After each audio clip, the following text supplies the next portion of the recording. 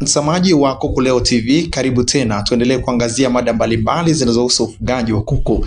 Mada iliyopita tuliangazia swala la nini ukiandae kabla ya kupokea vifaranga. Sasa tutaangazia baada ya kupokea vifaranga ni nini ambacho unatakiwa kukiepuka katika banda la vifaranga. Ni eneo muhimu sana ambalo litakusaidia kuhakikisha kwamba vifaranga wako hawapati madhara yoyote au humpotezi kifaranga yoyote ambaye unakuwa tayari yuko mikononi mwako, kwa maana ya kwamba tayari unacho kama kifaranga na sehemu ya malengo na mtaji wako. Sasa kwenye banda la vifaranga kuna mambo gani ambayo unatakiwa kuyaepuka ili vifaranga vikue vizuri, visipate magonjwa na visife kabisa? Haya ni mambo makuu ya kuzingatia. Kwanza, kuepuka msongamano wa vifaranga. Usiweke vifaranga wengi sana kwenye banda moja. Msongamano huu husababisha kukosa hewa, kuumizana wao wenyewe, lakini pia kuenea kwa magonjwa haraka. Vifaranga wanaposongamana basi wanasababisha hali ya kukosa hewa, kwa maana ya kwamba uhuru wa kupokea hewa na kutoa hewa unakuwa ni mdogo. Kwa hiyo inashauriwa kwamba vifaranga wao kwenye eneo moja, lakini pia banda lile linaingiza hewa. Lakini ukiwasongamanisha, kwa maana ya kwamba kusongamana kwenye banda moja, basi inakuwa ngumu sana wao kuweza kupata hewa safi. Lakini pia kuumizana, hawa vifaranga wenyewe wanaumizana. Unaweza kujiuliza kwamba hivi walivyo wadogo wanawezaje kuumizana? Wanaposongamana, wengine wanalazimika kupanda juu ya wengine. Kwa hiyo anayekuwa chini ni rahisi kudhurika na lakini pia wengine wamekuwa wakikandamizana kiasi cha kupelekea wengine kufa. Kwa hiyo ni vyema kuhakikisha kwamba kunakuwa hakuna msongamano, eneo linakuwa linatosheleza mahitaji ya vifaranga ulionao. Lakini pia kuenea kwa magonjwa. Kwenye eneo hili la kuenea kwa magonjwa, kuna magonjwa yanakuwa ndani ya banda la kuku na yanaanza na kuku mmoja mmoja. Kwa hiyo wanapokuwa wamesongamana ni rahisi kuambukizana, lakini pia inaweza kukupa ugumu wewe unayasimamia kushindwa kujua ni nani ambaye ameshaathirika kwenye ugonjwa fulani. Na hii ni kutokana na msongamano, kushindwa kumuona mmoja mmoja. Lakini wanapokuwa wametawanyika ni rahisi kwako hata kufanya ukaguzi na kugundua ni kifaranga yupi ambaye amepata maambukizi ya ugonjwa fulani au ana shida fulani, ili uweze kumtibia kabla hajawaambukiza wengi zaidi. Na ujue ugonjwa kwa kuku waliosongamana unaenea kwa kasi zaidi kuliko ambavyo pengine wanaweza kuwa wametawanyika. Kwa hiyo swala la kwanza ni kuepuka msongamano wa vifaranga kwenye banda. Swala lingine ni kuepuka uchafu kwenye banda. Hapa ni eneo muhimu sana, kwa sababu pia hata ukitaja magonjwa ambayo tumetoka kuyataja kwenye ishu ya msongamano, chanzo kikubwa hasa ni kutokana na uchafu kwenye banda. Hapa usiruhusu taka nyingi kwenye banda. Tunaposema usiweke taka, inamaanisha kwamba kuweka vitu vingi ambavyo vinakuwa ni uchafuzi sasa vina maana, kwa sababu nimeshuhudia baadhi ya wafugaji wanaweka, unakuta kwenye banda hilo la vifaranga ndo kuna chakula umo, ndo kuna magunia ya maranda, ndo kuna mambo mingi, mazagazaga mengi. Ni hatari sana kwa vifaranga, kwa sababu yanaweza kusababisha hata kupata maambukizi ya magonjwa kama mafua na vitu vingine. Lakini pia kinyesi kukaa muda mrefu kwenye banda. Kwa swala la uchafu tunazungumzia pia swala la kinyesi, kuhakikisha akikai muda mrefu kwenye banda. Kukaa kwa muda mrefu, kwanza harufu ya kinyesi hata kwa kuku wakubwa pia ni shida sana, inaweza kusababisha kukosa hewa safi. Lakini pia hawa vifaranga pia wana tabia ya kudonoa, yanaweza kara kinyesi. Sasa akila kile kinyesi inaweza kumsababishia matatizo, kwa maana kwamba kumsababisha magonjwa mengine kwa kuhara na magonjwa mengine.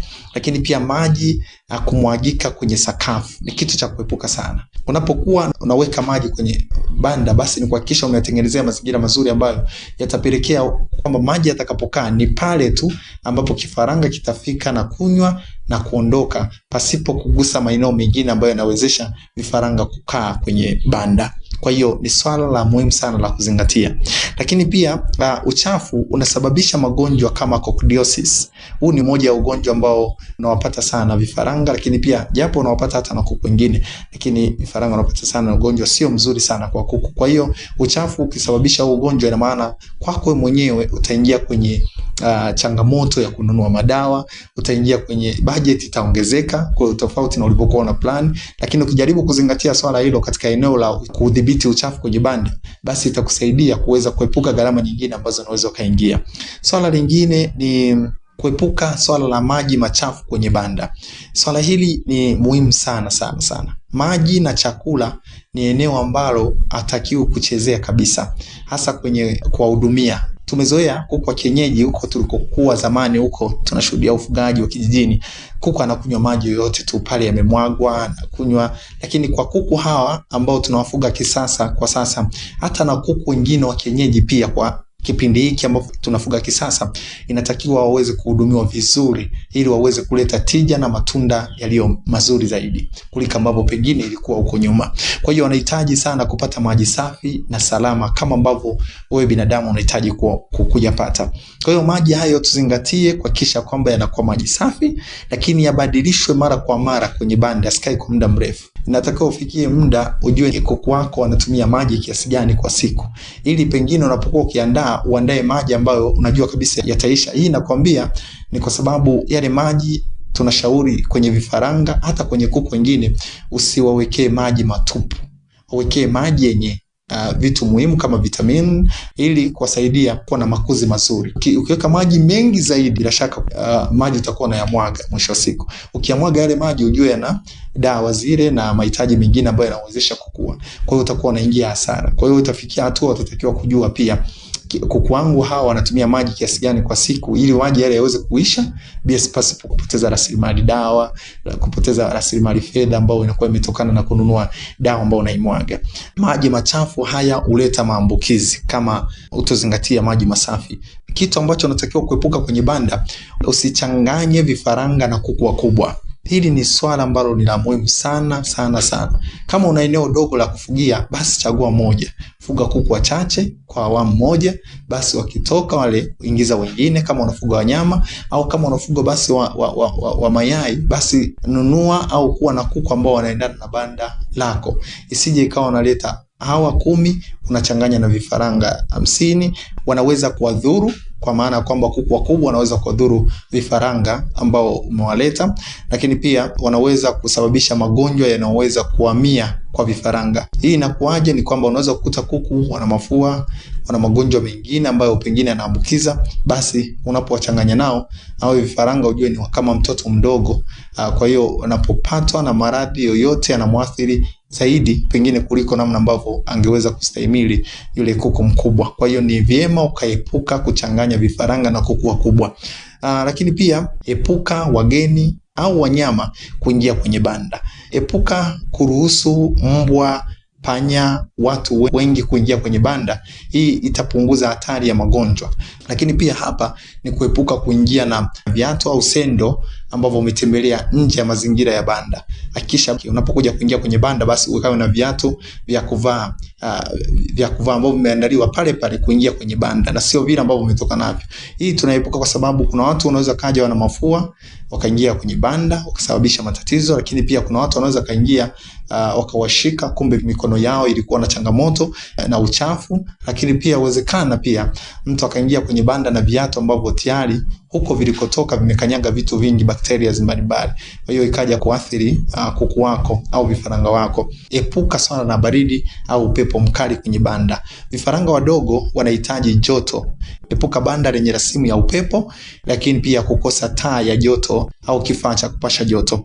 Baridi linaweza kusababisha vifaranga kufa haraka. Hii ni changamoto ambayo imekuwa ikiwapata watu wengi pia ambao wamekuwa hawalijui hili. Kwa hiyo swala ambalo linatakiwa kuzingatiwa sana pindi unapokuwa unafuga. Lakini pia katika banda la vifaranga, epuka chakula kibovu na kisichofaa. Katika hili unatakiwa kuepuka chakula kilicholoa au kilichooza, lakini pia kulisha chakula kisicho cha vifaranga.